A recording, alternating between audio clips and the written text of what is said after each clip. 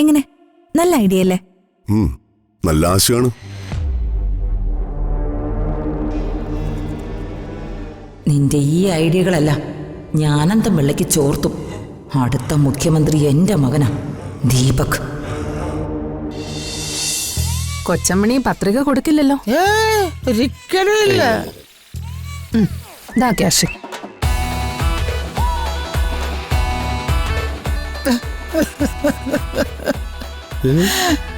എന്തിനാ കരയുന്നേ?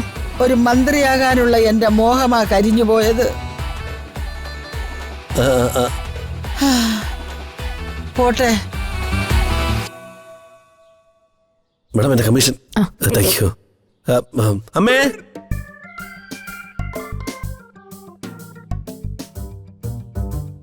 അമ്മ നിക്ക്. അമ്മ അമ്മ അമ്മ അമ്മ അമ്മ കമ്മീഷൻ, എന്റെ കമ്മീഷൻ. ഒന്ന് അടങ്ങടാ, അങ്ങോട്ട് ചെന്നിട്ട് തരാം. നിങ്ങൾ തേക്കും. തരാടാ. അമ്മ കമ്മീഷൻ. അമ്മ കമ്മീഷൻ.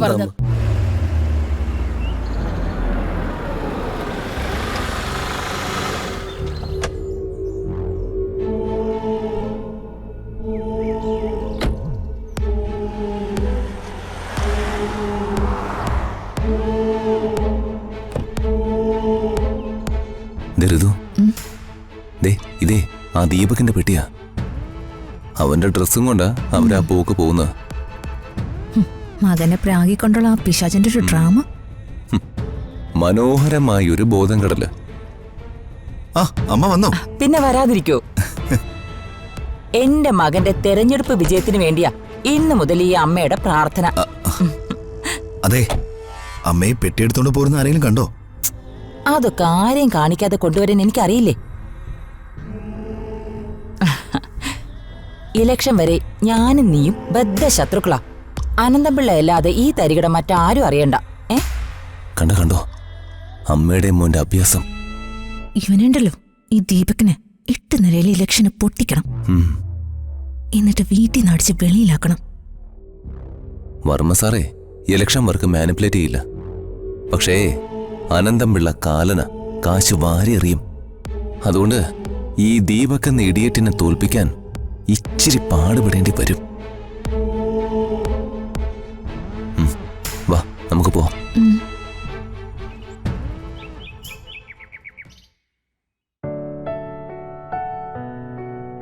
നീ എന്താ ഉദ്ദേശിക്കുന്നേ?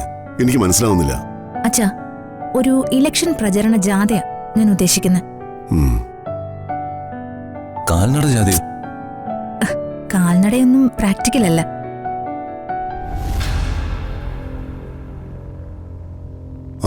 വായിച്ചി ഇവിടെ വന്നിരിക്കുക.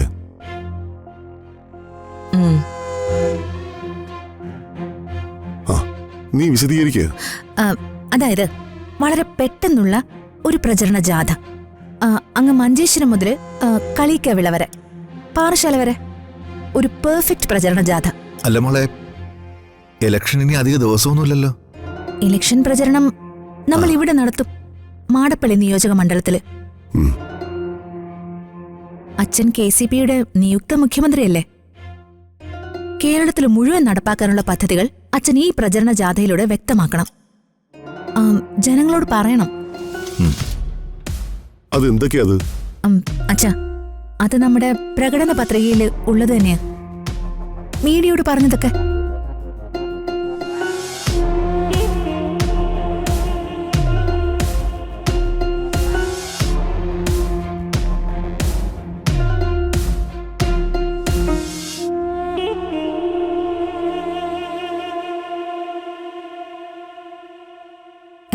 എങ്ങനെ?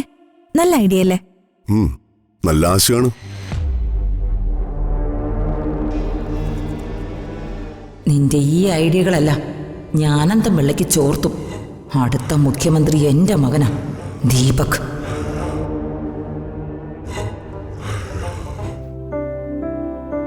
എന്റെ മോള് അവൾക്കാവുന്ന വിധം അവളുടെ അച്ഛന് വേണ്ടി, അച്ഛന്റെ വിജയത്തിന് വേണ്ടി ശ്രമിക്കുന്നുണ്ട്.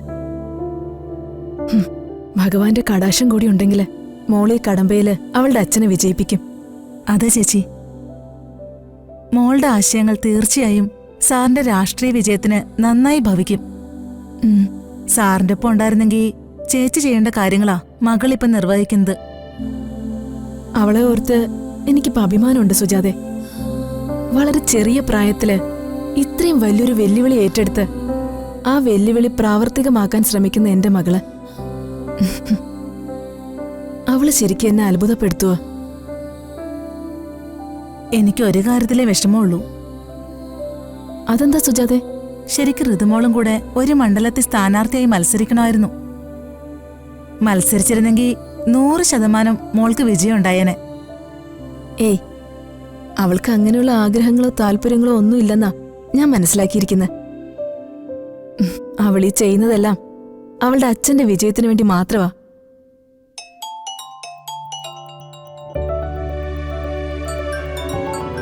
സിസ്റ്റർ പവിത്രയോട് വർമ്മ സാറിന് എന്തോ പറയാനുണ്ടെന്ന് തോന്നുന്നു.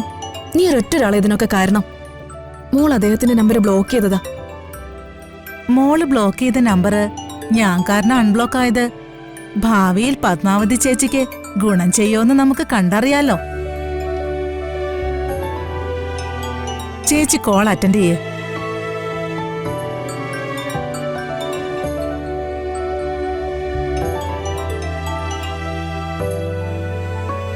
ആ ഹലോ സിസ്റ്റർ പവിത്ര, തിരക്കിലാണോ? ഏയ് അല്ല സർ, പറഞ്ഞോളൂ. എന്താ വിളിച്ചേ? അല്ലാതെ ഞാനിങ്ങനെ ഇടയ്ക്ക് നിങ്ങളെ ഫോൺ ചെയ്യുന്നതിൽ ബുദ്ധിമുട്ടൊന്നും ഇല്ലല്ലോ അല്ലേ? ഏയ്, എനിക്ക് അങ്ങനെയൊന്നും തോന്നിയിട്ടില്ല. സാറ് പറയൂ. ആ, ഇലക്ഷൻ കാര്യങ്ങളൊക്കെ ഞാൻ ന്യൂസ് ചാനലിലൂടെ അറിയുന്നുണ്ട്. ആ അതെ, പുതിയൊരു വിശേഷത്തെക്കുറിച്ച് പറയാനാ ഞാൻ പവിത്രയെ വിളിച്ചത്. വളരെ പേഴ്സണലായ എന്റെ കാര്യങ്ങൾ ഞാൻ അങ്ങനെ ആരോടും ഡിസ്കസ് ചെയ്യാറില്ല. പക്ഷെ എന്താണെന്നറിയില്ല, സിസ്റ്ററോട് സംസാരിക്കുമ്പോ മനസ്സിലുള്ളതൊക്കെ തുറന്നു പറയുമ്പോ വല്ലാത്തൊരു ആശ്വാസം. ആ ഒരു കാര്യം തെറ്റിദ്ധരിക്കണ്ട, എന്റെ ജീവൻ രക്ഷിച്ച ആളെന്നതിലുപരി അതിലുപരി നിങ്ങൾ ഞാൻ എന്റെ നല്ലൊരു സുഹൃത്തായിട്ടാണ് ഞാൻ കാണുന്നത്. അങ്ങനെ വർമ്മസാറിന്റെ മനസ്സിൽ എന്നെ സുഹൃത്തായി കാണാൻ തോന്നിയത് വളരെ വലിയൊരു കാര്യം തന്നെയാ. കേൾക്കുമ്പോൾ തന്നെ വലിയ സന്തോഷം തോന്നുന്നുണ്ട്. ആ പറയൂ സർ, എന്താ സാറ് പറയാൻ വന്ന കാര്യം? മുമ്പ് സംസാരിച്ചപ്പോൾ ഞാൻ നിങ്ങളോട് പറഞ്ഞിരുന്നു, വീഴ്ചയിൽ മറ്റാരും ഇല്ലായിരുന്നുവെങ്കിലും എന്റെ മകൾ എന്നോടൊപ്പം ഉണ്ടായിരുന്നു. അതെ, അതെനിക്ക് മനസ്സിൽ തോന്നിയ കാര്യ. വർമ്മസാറിന്റെ മകള് മറ്റെന്തിനേക്കാളും ഈ ലോകത്ത് സാറിനെ സ്നേഹിക്കുന്നു എന്നുള്ളത് എനിക്ക് മനസ്സിലായ കാര്യ. അതെ, ഇപ്പൊ എന്റെ ജീവിതത്തില് എന്നെ മുന്നോട്ട് നയിക്കുന്ന ശക്തി എന്റെ മകളാ. അവൾ എടുക്കുന്ന തീരുമാനങ്ങൾ കേട്ട് ഞാന് ശരിക്കും അത്ഭുതപ്പെടുക. ചില മഹാന്മാരൊക്കെ പറഞ്ഞിട്ടില്ലേ, വീണ് കിടക്കുമ്പോ കൈ തരുന്നവരായിരിക്കും യഥാർത്ഥ സുഹൃത്തുക്കളെന്ന്.